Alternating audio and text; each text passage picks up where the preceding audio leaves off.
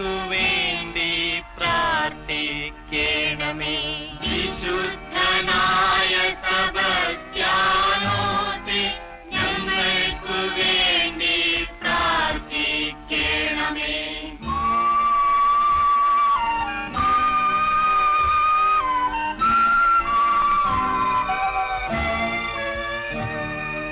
പാപികൾ ഞങ്ങളെ പരിശുദ്ധരാക്കുവാൻ പണ്ടു നർബോനയിൽ ജനിച്ചവനേ, പാപികൾ ഞങ്ങൾ